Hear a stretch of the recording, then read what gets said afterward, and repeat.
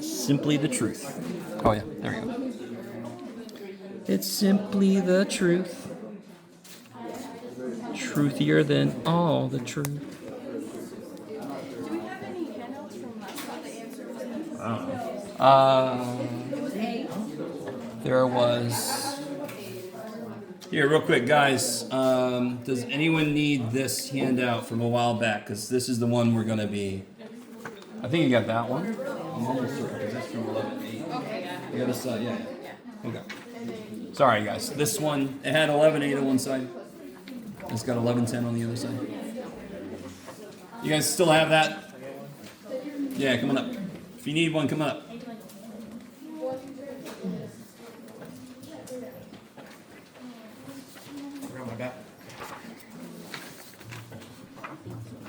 All right, let's see if I can keep one for myself. I can. Yes. Okay, good. If you don't have one, too bad.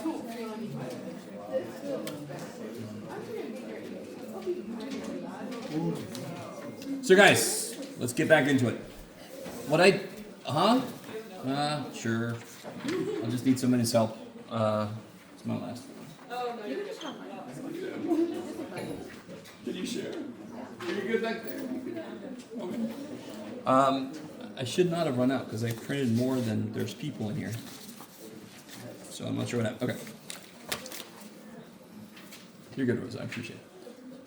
All right, so I actually don't want to start with this. So, last time what we did was we actually created a polynomial for e to the x. And if I remember correctly, I got it out to like the 5th degree term, if I remember. Okay. So we essentially created a 5th degree something polynomial. Polynomial? Sure, Jeff. God. Polynomial. Okay.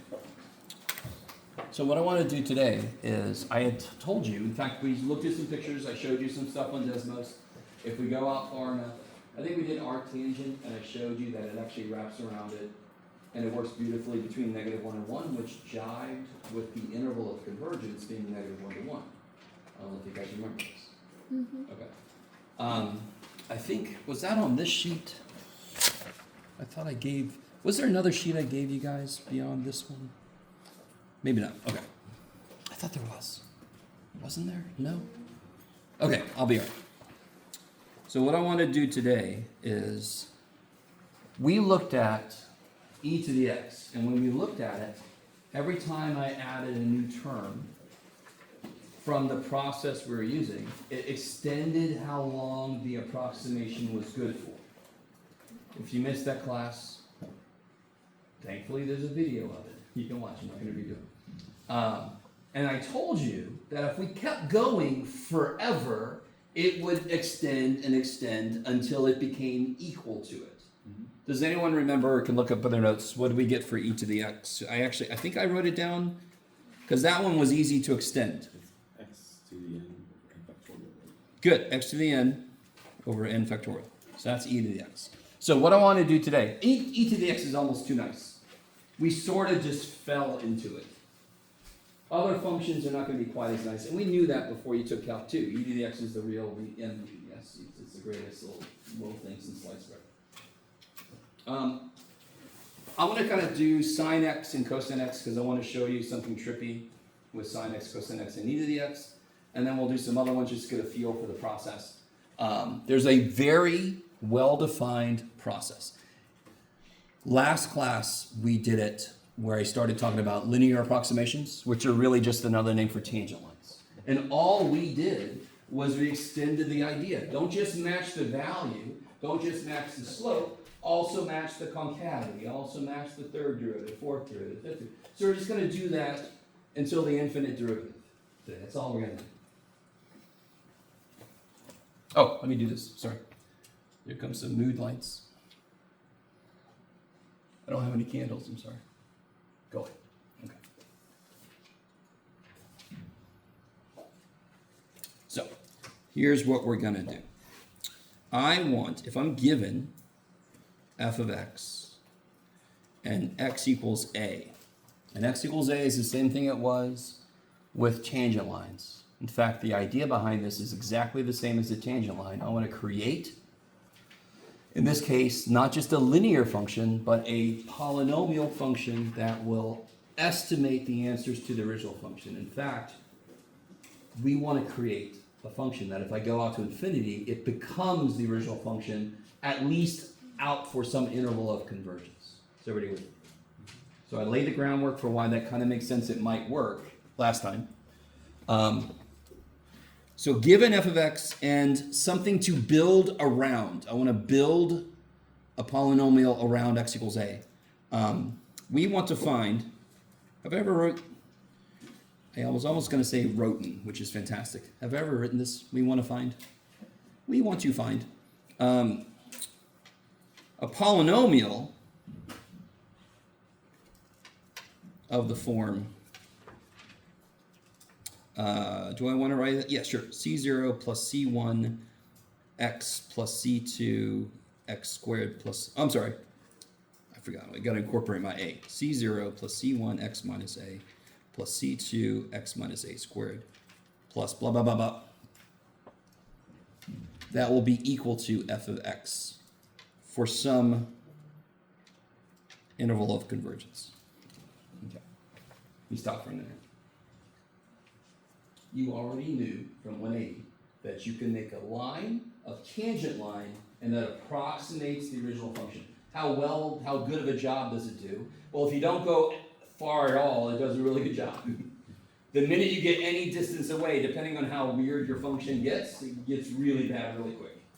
Because it's just a straight line trying to approximate the curvy dudes, yes? So it only makes sense that if I just add in the second derivative, now it's going to match the concavity. It's going to actually have some curve to it. It's going to be able to kind of like hug the original function better. That's what I used when I taught 180, when I taught that thing. And if I just continue using all the derivatives after that, it's only going to get better and better and better and better. All right. So we got the foundation of what we want this to look like eventually. So let me do this. I want f of x, whatever f of x I was given, around x equals a to equal this. So now our whole job is to figure out what is Cn. What Cn makes this happen. So until this process, we were just given a series and Cn already existed. Are you with me? Cn could have been 1 over n, it could have been n factorial, blah, blah, blah. You've seen a bunch of Cn's. What's Cn? Everything outside of x minus a to the n. That's Cn. Now we are purposefully creating the C's to accomplish a very specific thing. Are you guys all with me? This is a very different beast. So like when you first learn lines, your teacher gives you a bunch of lines and you do it. And then you start modeling real life things. So you start creating lines that model something. That's the transition we're making now. I'm not giving you the C's. We're creating them to model some other function in this case. So what do? Well, given this form, what is f of a? When I plug an a in, what's going to happen? Everything's going to be 0 except C0. So f of a is C0. So I want to set C0 to be f of a. You guys get the feel for what's happening. So here's the trick. The trick of this is really dumb. And just to put a little historical note, they actually did a lot of work with power series, and these are called Taylor series or MacLaurin series. We'll talk about it later. They did a lot of work with this before they even knew what derivatives were. Derivatives came from the work of power series. The way we learn it is backwards. We're going to construct a series that utilizes derivatives to match our coefficients. So the trick is, that was beautiful because he doesn't have an x minus a. So of course he was left alive. So what is the derivative of f of x?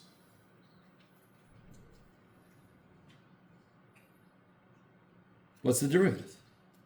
What is C0? It's a constant, yes? You with me? So what do I get when I take the derivative of it? 0. What do you take when I get the derivative of this? What do I get when I take the derivative of this? C1. What's the derivative of this? 2c2 x minus a. Can you go one more step for me? We know it would be c3 x minus a cubed, yes? So what would that derivative be? 3c3 x minus a squared. Good. Okay, good. Dot, dot, dot forever, yes? So what is f prime of a?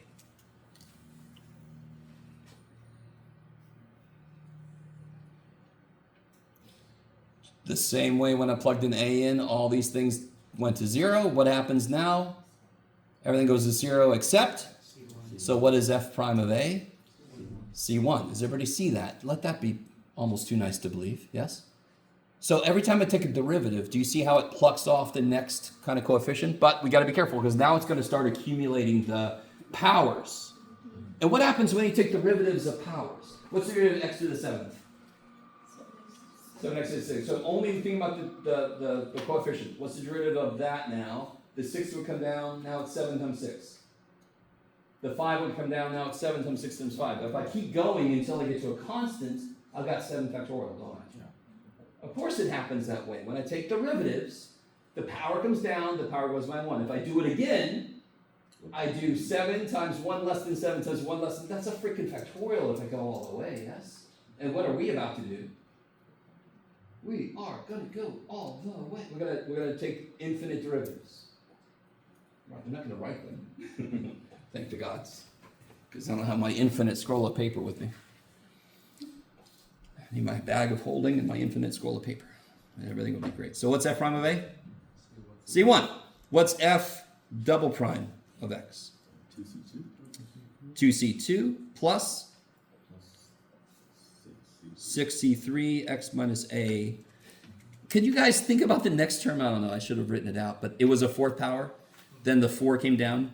Then the 3 came down. Yeah, so it would be 12c4 x minus a squared. It'll work out. I love you guys. Dot, dot, dot. Now, are you guys truly with me? On one level, it's true from your perspective. You could zone out right now and just wait till I get to the end and show you the process.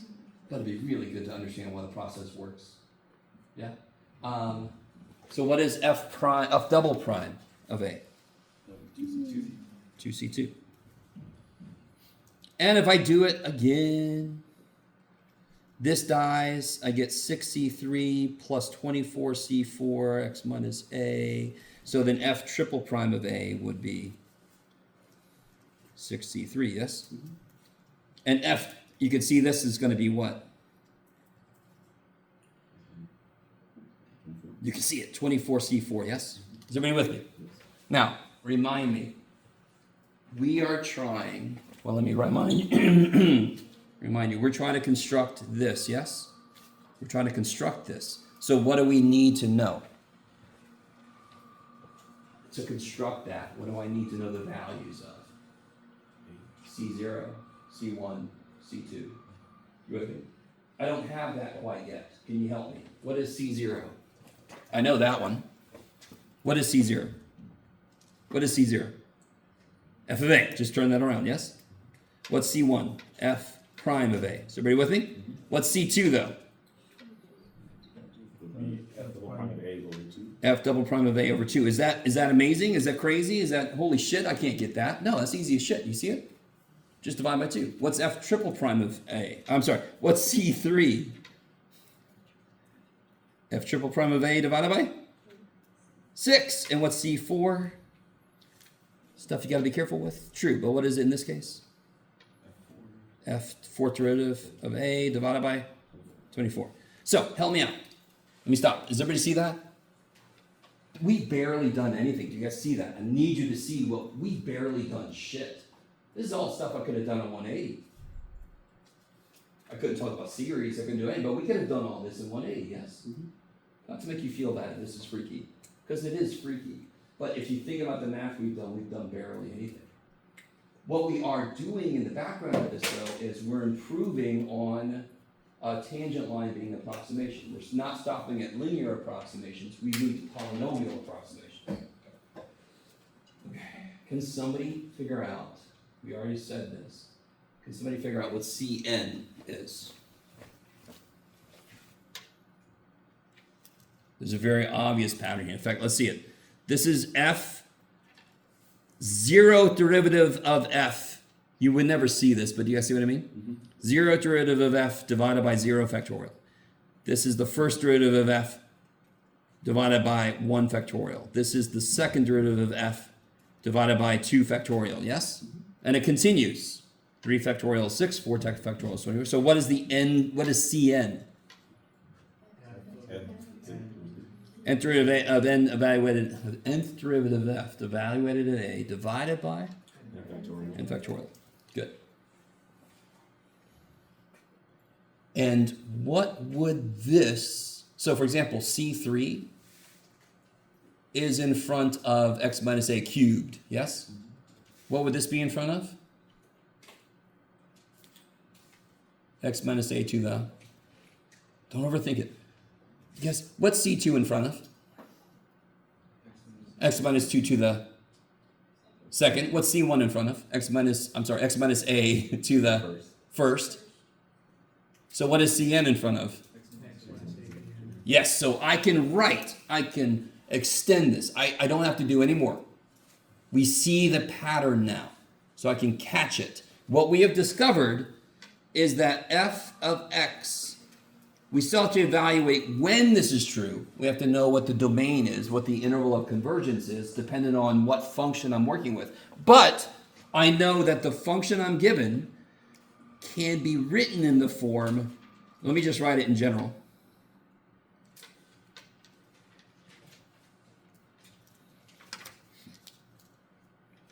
So what does this look like then? This is just a power series, right? But now we've constructed our C's to accomplish a specific job. We've constructed the C's so that they end up approximating the function better and better and better using those higher and higher order derivatives. We've already know what Cn is.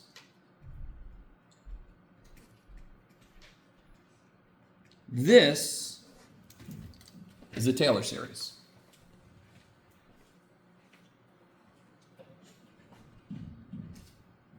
The Taylor series is a series that is built around any number, whatever A is. So this is a Taylor series. If I stop the series at a specific value, like we did not yesterday, but you know what I mean. When we stopped at the 5th degree, that would be a Taylor polynomial, right? Because then I have a 5th degree polynomial if I stop somewhere. If I don't stop, I have a series. So this is a Taylor series. If my A happens to be 0, we call that a MacLaurin series. And I always forget, is that how you spell it? I always forget how to spell MacLaurin. I'm pretty sure I say. Well, if I write it poorly enough, who cares? I think it's MacLaurin, yes. Okay. I need you, now real quick, is everybody with me enough to realize that's kind of silly? Anybody?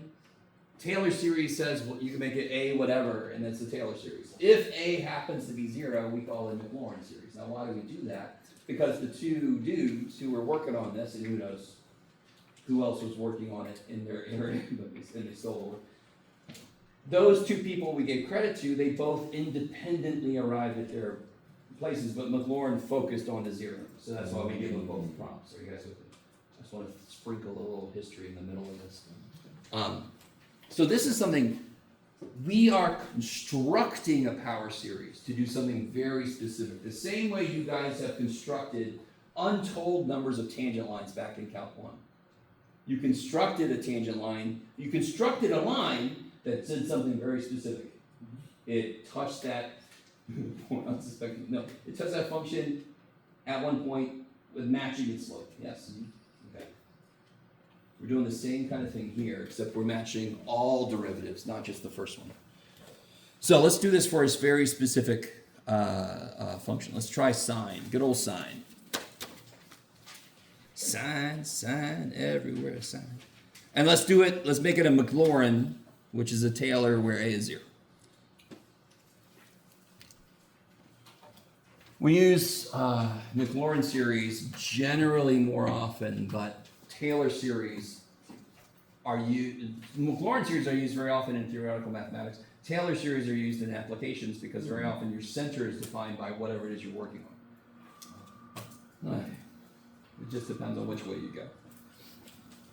So for this, what I do, if I'm given a function and they ask me to find a Taylor or MacLaurin series, I'm just going to make a bunch of derivatives first. Because what goes into construction of Cn are all the derivatives, yes? So, of course, what's f prime of x? Let me write this down here further. You'll see why. What's f prime? Holy shit. It's f double prime. Ivan's going to die. Everybody just... If you have any business with Ivan, please finish it now. God, you're making me... What's f triple prime? Negative cosine. What's f? Fourth derivative. Sine, blah, blah, blah. Yes? Okay. So what is, now I need to know what f of 0, f prime of 0, f double prime of 0, so forth.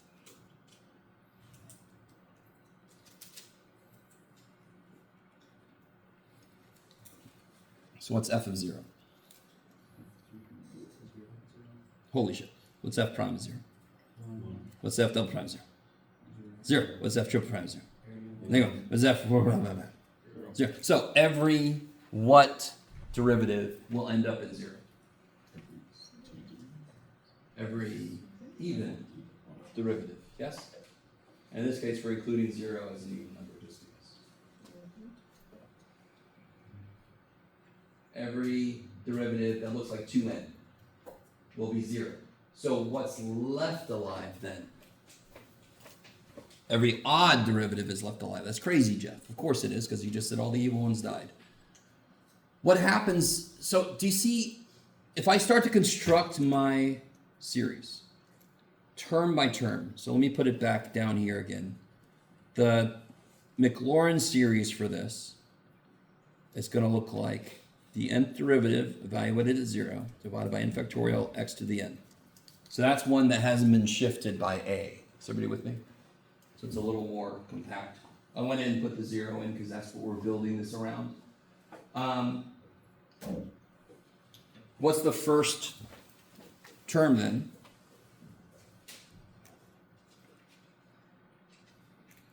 Let's see, let's do it this way.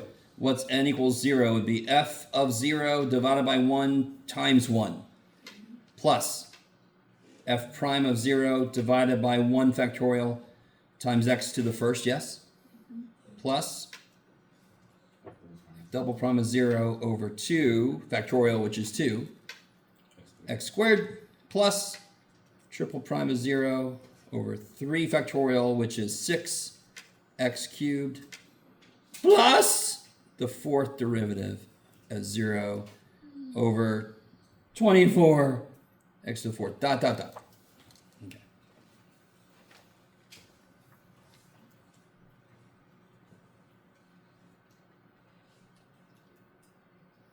So what's weird here is this is going to kind of condense in a way.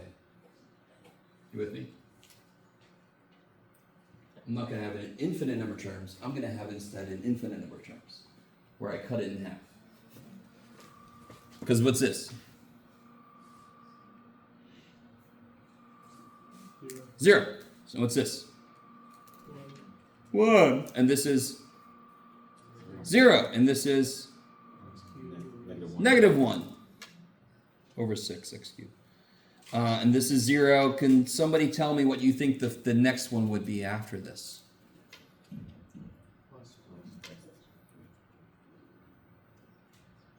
In fact, let's just do this. You ready? This is 3 factorial, yes? 4 factorial? You just put 5 factorial. Yeah, let me just go back to that. Make it easier to see the pattern. X to the 5th. Now, okay. Is everybody really with me that this is the first 0, n equals 0 term, n equals 1, n equals 2? But I'm not going to consider that because this is the stuff I have left, correct? Yeah. So now, okay, is everybody with me? Is everybody really with me? If you made the tangent line for sine of x, you would get x. That's like our first level approximation for sine. That's the tangent line for sine. If I include information about higher level derivatives, that's what happens. Can we stop for a minute? Okay.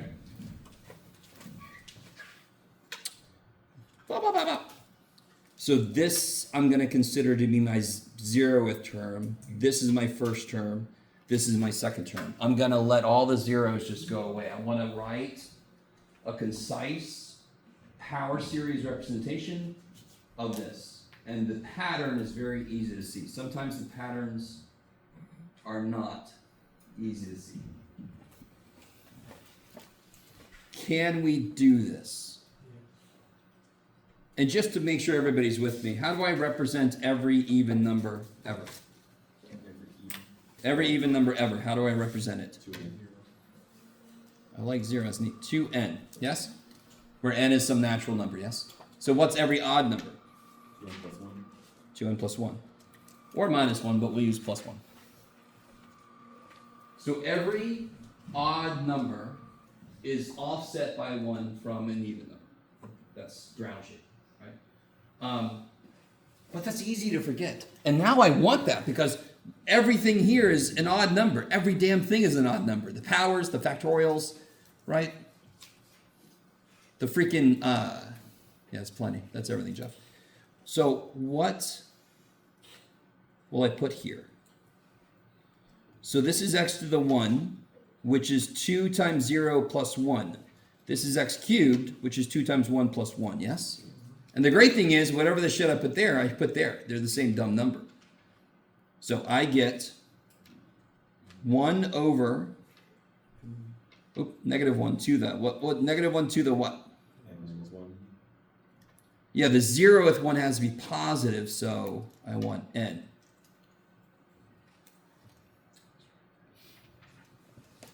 Let me make sure everybody's with me. So I have an alternating series, because I've kind of like forgotten about my zeros. There's no reason to represent them, right? I start positive, so I know I want it to be negative 1 to the n. So negative 1 to the 0 is positive 1. Cool. It would be easy to adjust if I needed to. What's my power on my x going to be represented as? 2n plus 1, because that's how we represent an odd number. Just be careful, like, holy shit, I love myself. Okay, I was about to say, if it doesn't match, you might have to make it 2n plus 3, 2n plus 7, right? But this matches us perfectly if you make it a 2n plus 1. Okay. And then, of course, on the bottom is going to be 2n plus 1 factorial. Yeah. That represents a sine function. Now, just to cut to the chase, if we applied the ratio test, we would end up with the interval convergence being negative infinity to infinity, which is trippy. So if I take a polynomial and keep adding the next term on, it will eventually perfectly do a sine wave forever. That still has to do with how little we really understand infinity. Because if you do a few terms, we did several terms, and it did it out to here, and we're like, how would that ever go to, because we have infinite terms we're going to add. They're all kind of like little adjustments. Maybe. God, I really want you guys with me, because this is so cool. Whatever you say, Jeff. Okay. So now we know this. Let me summarize what we just figured out. We just figured out that sine x is equal to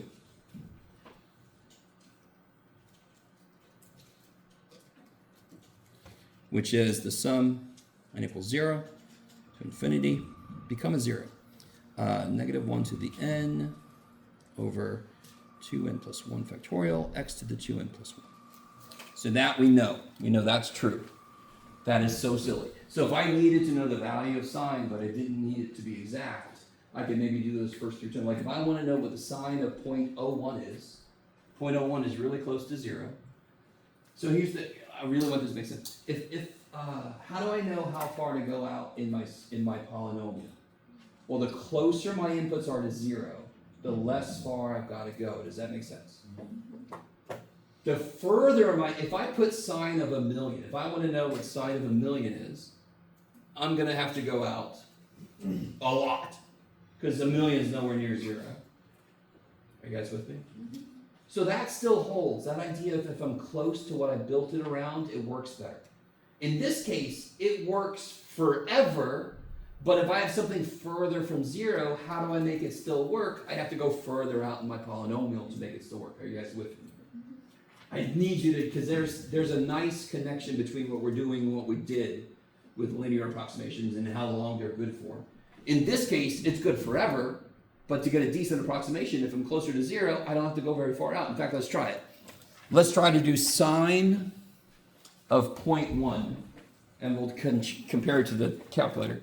So if I want to do sine of 0.1, I can approximate it. Let's try to approximate with the first 3 terms here.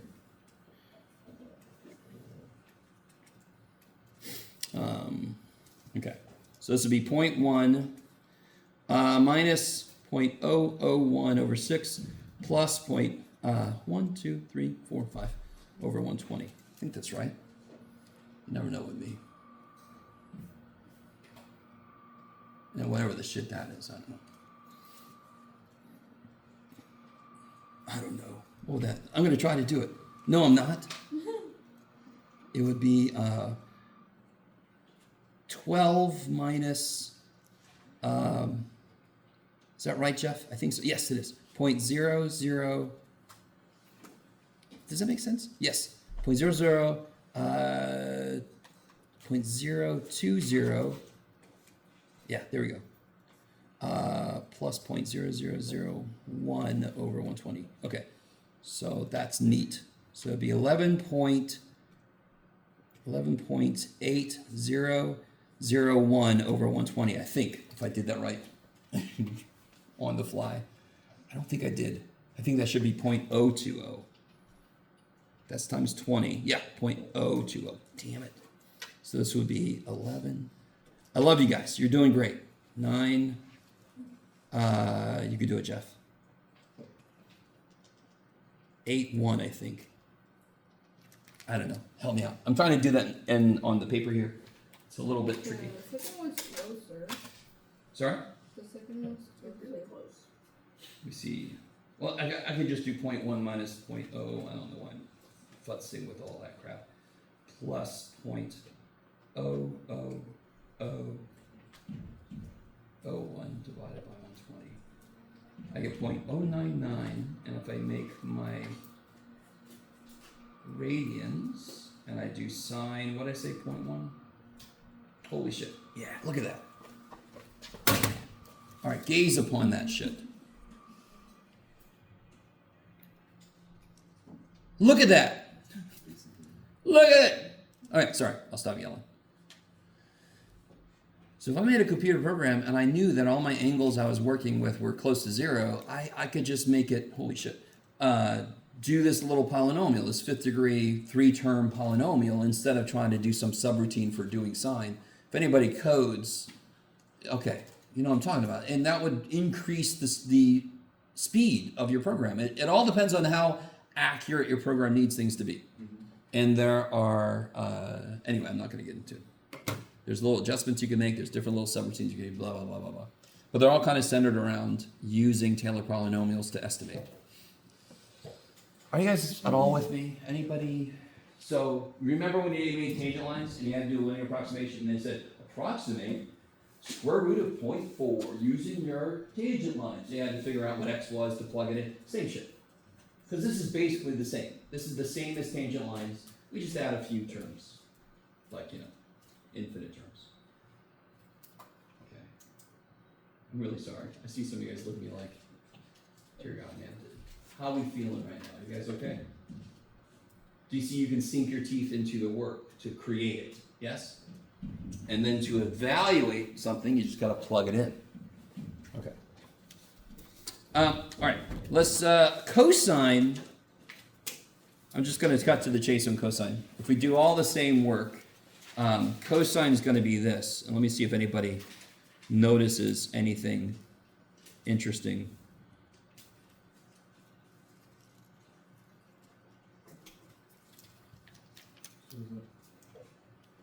Where's this at? Here it is. Does anyone know? Let me put sine down here again.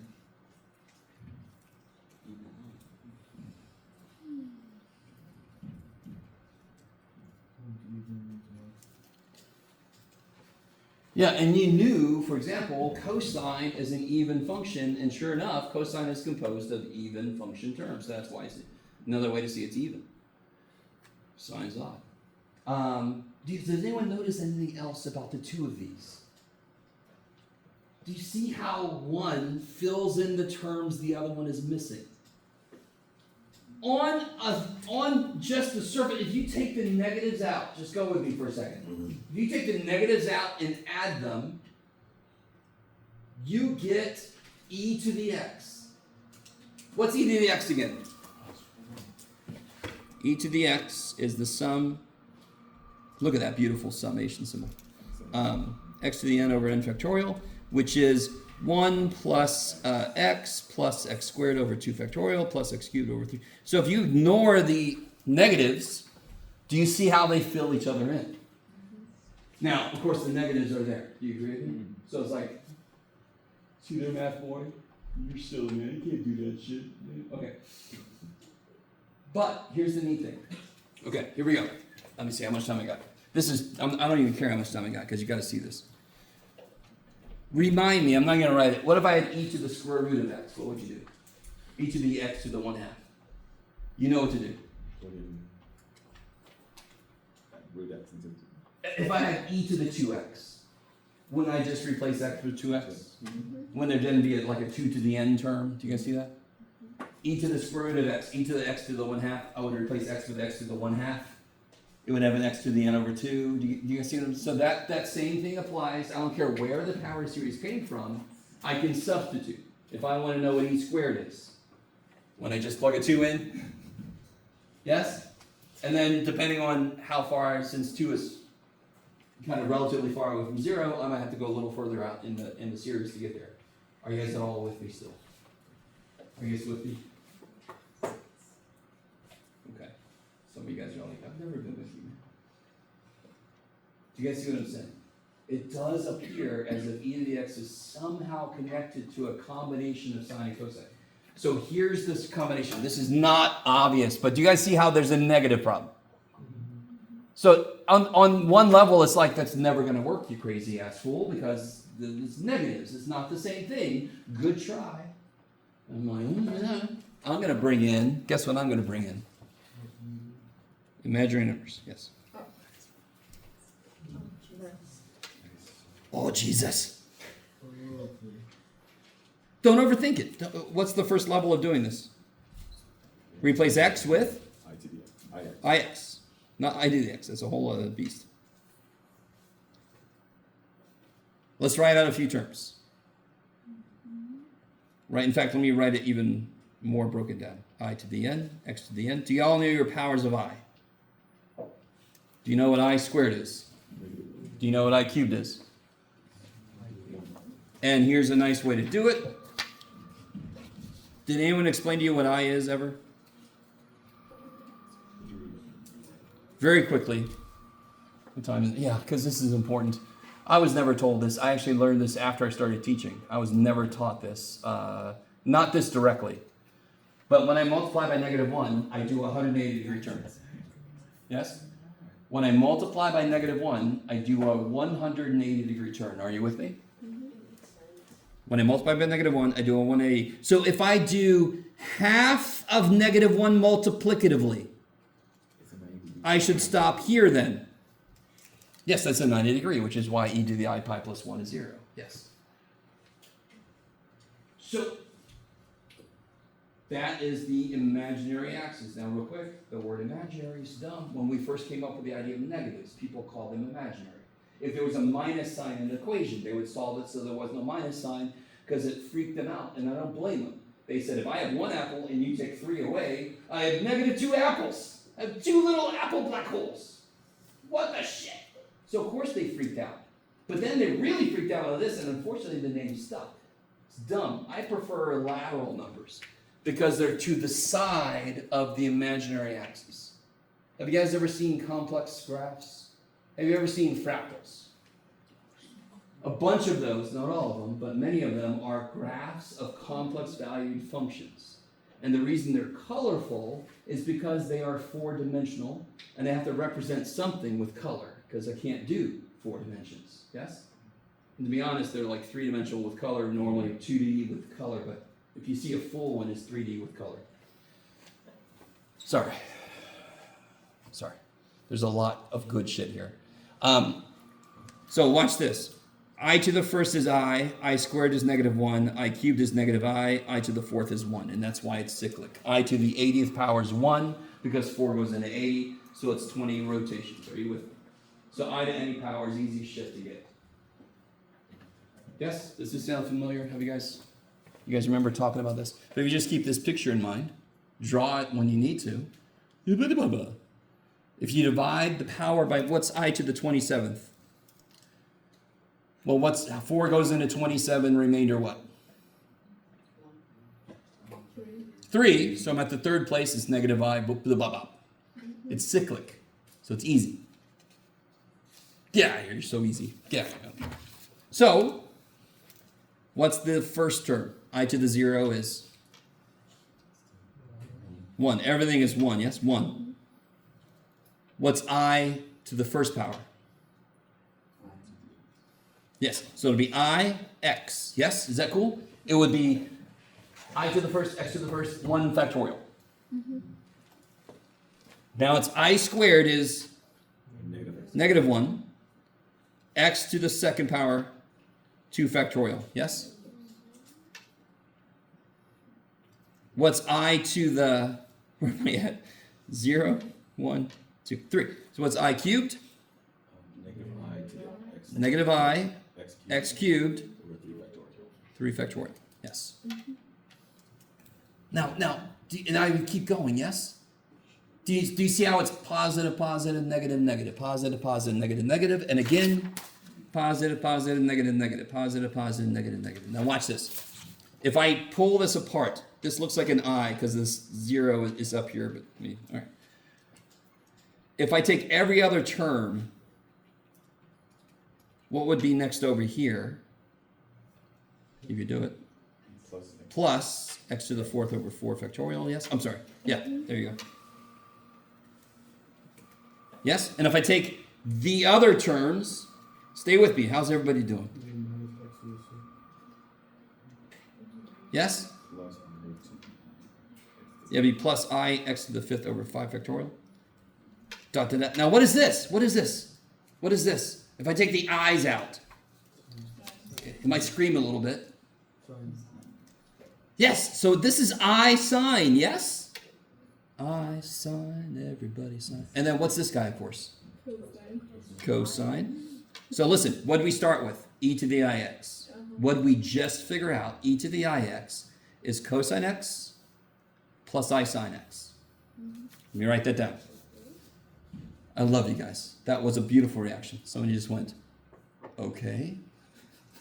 I don't blame you. So we just figured out, and it's okay if it's just me excited about this, I'm fine with it. We just figured out that e to the ix is cosine x plus I sine x. This is not anywhere near obvious. We've never thought about an I power, yes? I's are weird already. What does it mean when I put them in the power? And somehow mathematically, we get this. This is insane. This is insane. What is e to the I pi then? What's e to the I pi? Come on. Cosine pi plus I sine pi. What's sine pi? 0. What's cosine pi? So what's e to the I pi plus 1? 0. That is Euler's equation. That, math people freak out about this because look what it has in it. It's got the 5 most important numbers on one level, right? Sure. It's got 0, additive identity, 1, multiplicative identity, pi, e, I. So that's freaky. I don't know if you guys are with me or not. There's no reason this should make any immediate sense to you there's no way in hell you would ever think this is true. How did we stumble across this series? Without series, I doubt that we would ever figure this out. There would be no reason to think this, yes? And you're sitting there thinking, there still isn't, Jeff. I don't know what just happened. You saw every step we did. Every step we did was there. Okay. I'm sorry. Okay. This is the smallest little glimpse at what power series do for us.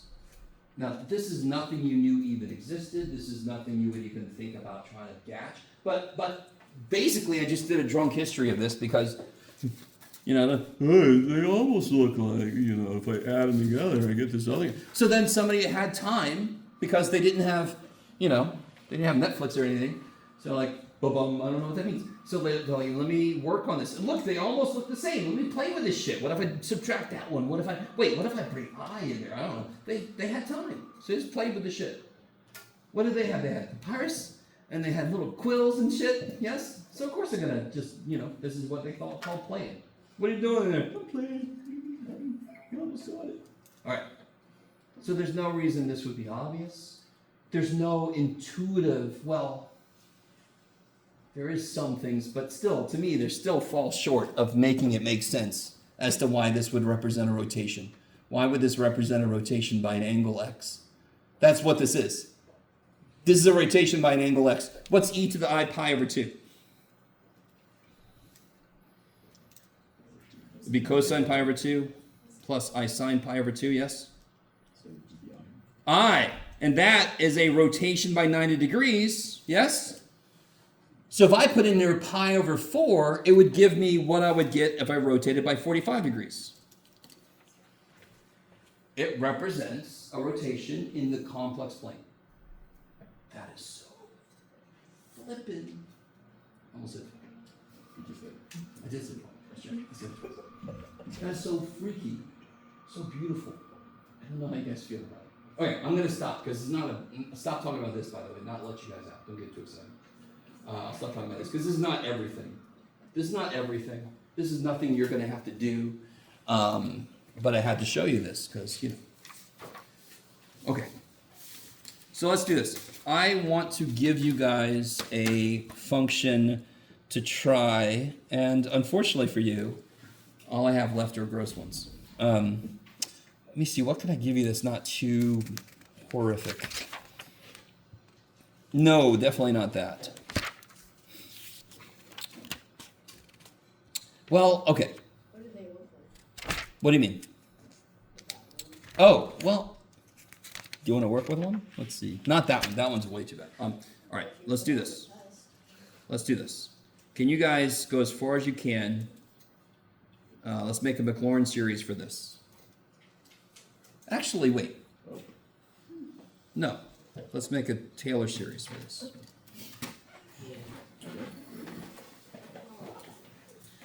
I'll catch up with you. Try to do the first several steps. The steps never really change. It's just the interpretation of the steps change.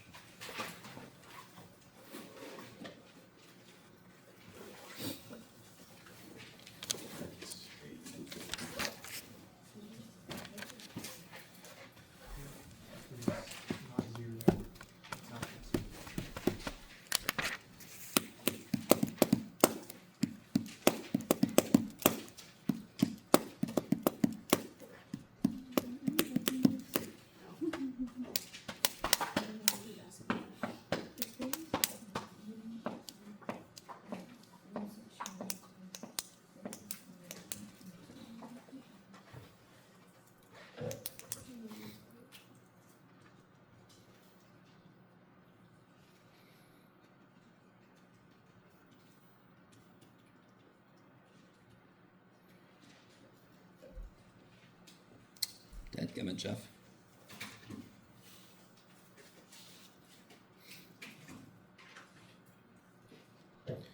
Let's do this. Just find the first 5 terms. No, 5 terms. That'll be fine.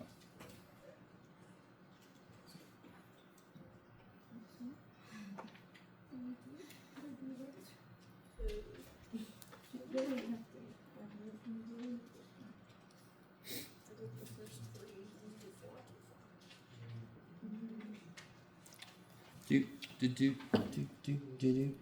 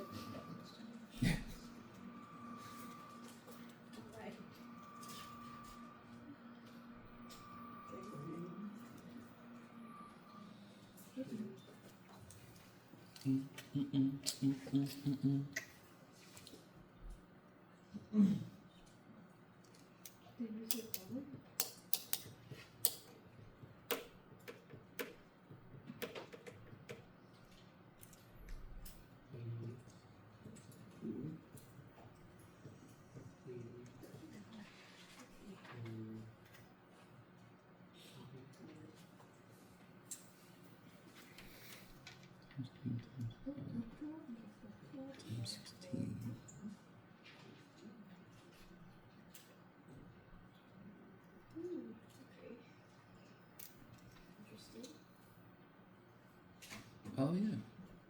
How did we get 18? Where? Where's this one? This is 81. Oh, yeah, you're right. I Okay. was confused. Okay. That makes sense. Now. Okay, let's see. 88 and then X, yeah. Negative 1.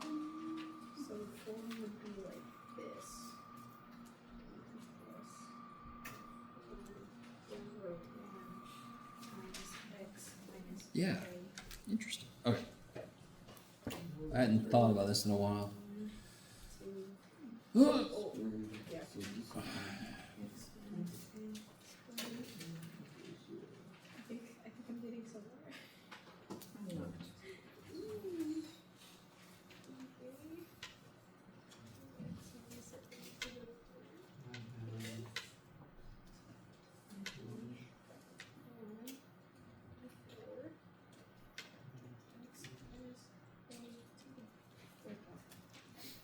all right. Let's see.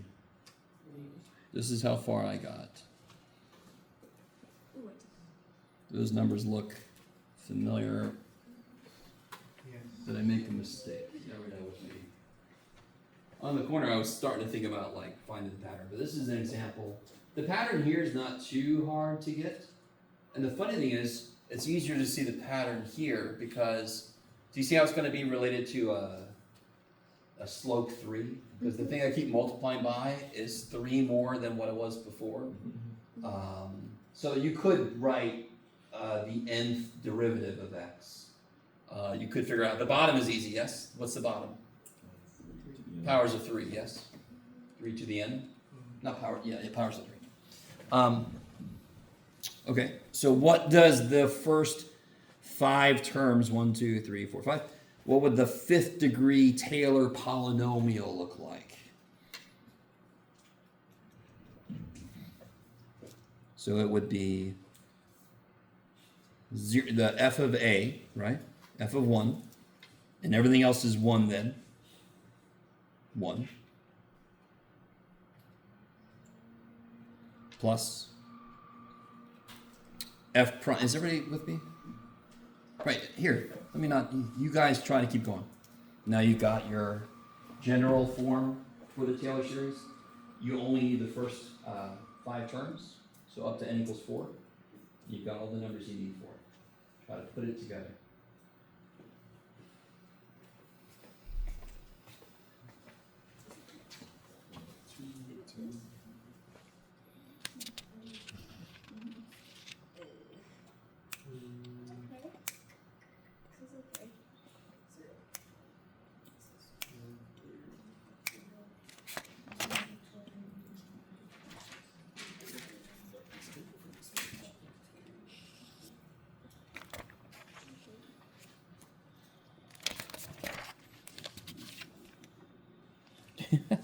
That's funny.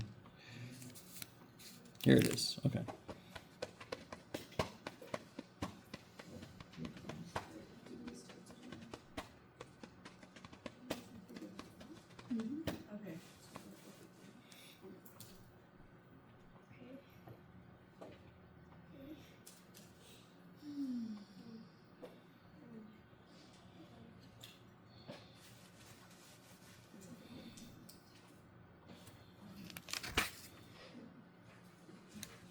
Yeah, that's right.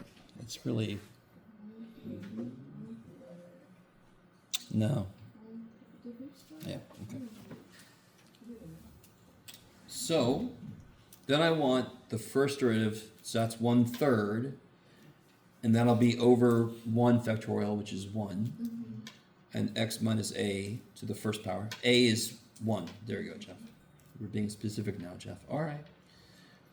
And then we get minus 2/9. But this is going to be, well, let's just write this out. So it'll be 2/9 times 2 factorial is 2.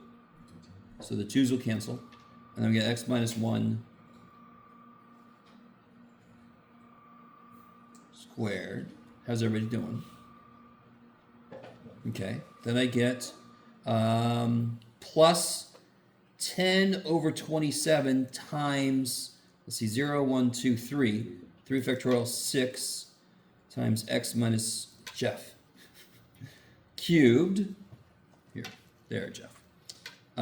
Minus 80/81 times 24. That's 4 factorial. 0, 1, 2, 3, 4. X minus 1 to the 4th. So we got the first 5 terms. We went out to the 4th degree Taylor polynomial. So if a problem says find the 3rd degree Taylor polynomial, just go out until you take the 3rd derivative. That would match up with the 3rd pattern. Are you guys listening? So this is a, now I can continue, I can reduce some of this stuff, right? But this is a 5th degree polynomial that does what? What is his job? I don't need it to pass the butter. What does it do? What did we create it for?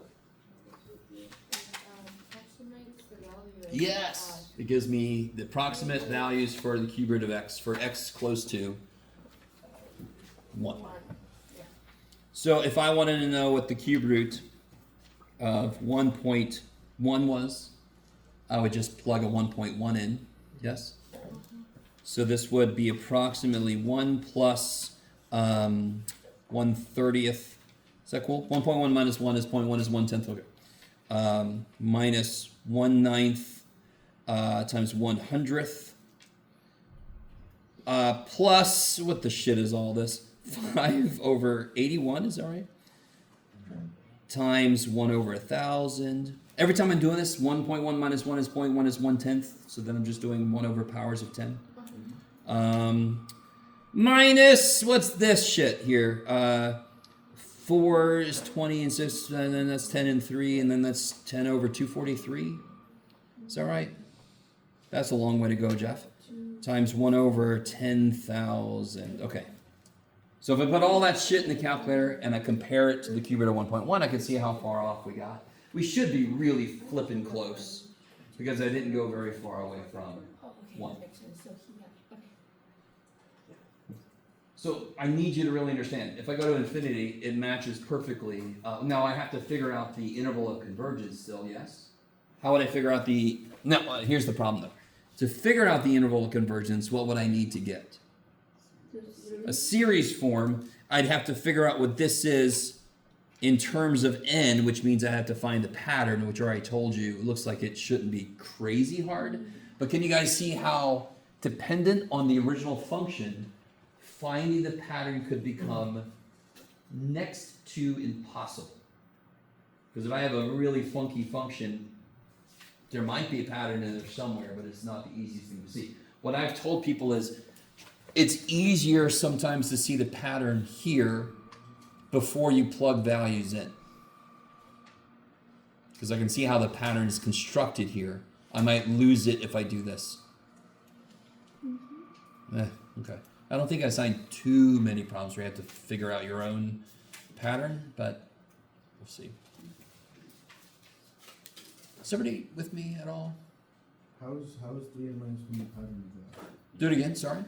How is 3n minus 1 the pattern? Oh, I don't even know. I just started playing with this. I know. I just started playing, and then I thought, no, we don't have time for that. But I know it's going to be 3. The multiplier. So like I know the bottom is going to be, when it's 1 it's 3, when it's 2 it's 9. So I know the bottom is going to be 3 to the n. And I know the top let's see. This is a funny thing because I can ignore this first guy just because I want to, because I can pluck off values from the series.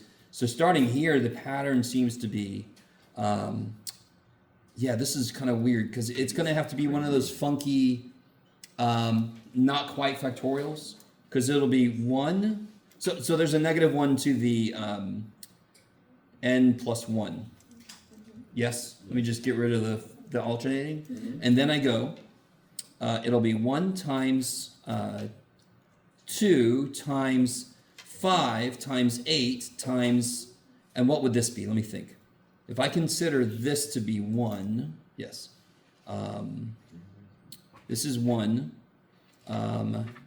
You can do it. Yeah, it is 3n minus 1. I think. Wait. 0.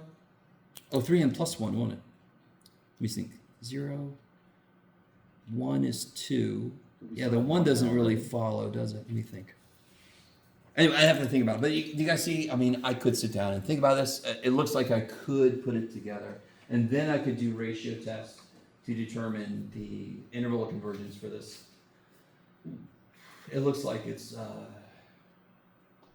might be -3 to 3. I don't know. Maybe not. No, that's 3 plus, blah, blah, blah. I have to play with that some more.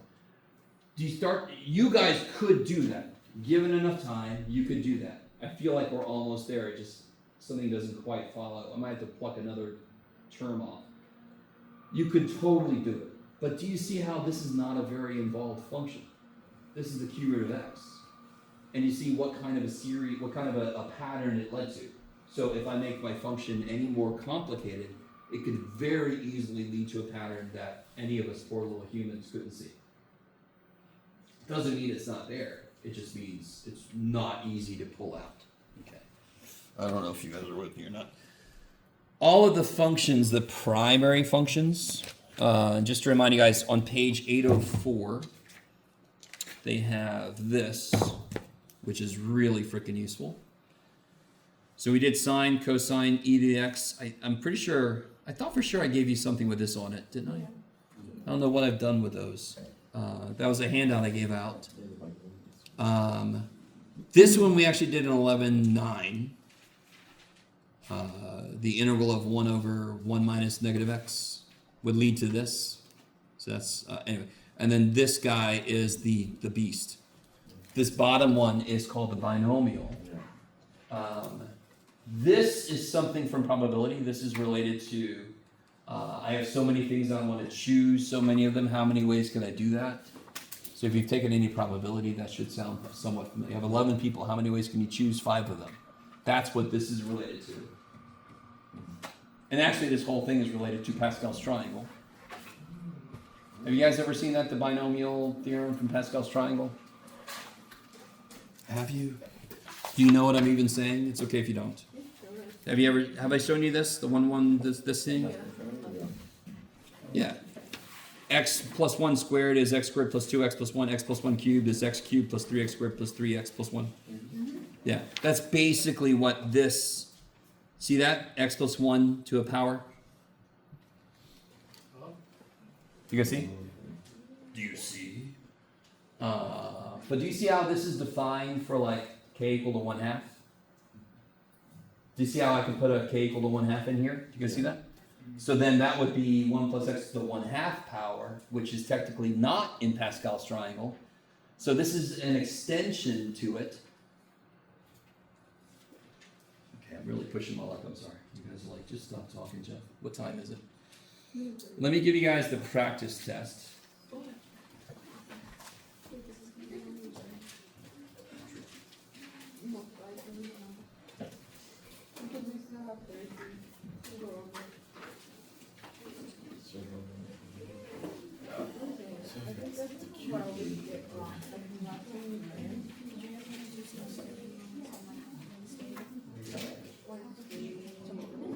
Oh, yeah, tomorrow. Oh, thank you.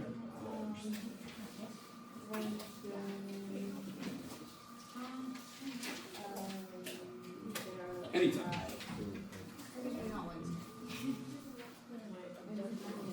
If I get up early on Sunday, maybe I can study on Sunday. Or on Monday. So what I think might happen is this Thursday obviously is going to be review day. I'll have the answer key for this for you guys. Next Tuesday is the test. I'm not going to move the test to Thursday because I don't want to try to cram all of chapter 10 in to just a few days. I got to give it a little more room to breathe. On Thursday, I'm almost certain that one way to use Thursday's time is to do more examples of this. So when you go, try to get some of this done by Thursday, so you can come with specific questions if you run into any snags. Yeah. Oh, this Thursday, so 11:10 will be on the test. Hell yeah. Yes.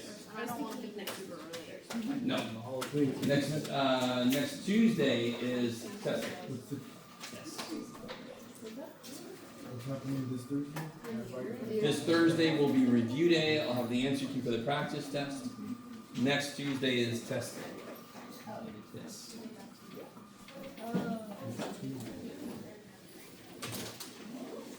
We could leave a little earlier than normal if you want to. That's fine with me. So give these a try. They're very cool. Okay. Question. Yes. I don't have my stuff today, so I can use your book real quick. Yeah, yeah. Yeah, it's on 11:9. Let me grab it. I'm sorry. Plug them into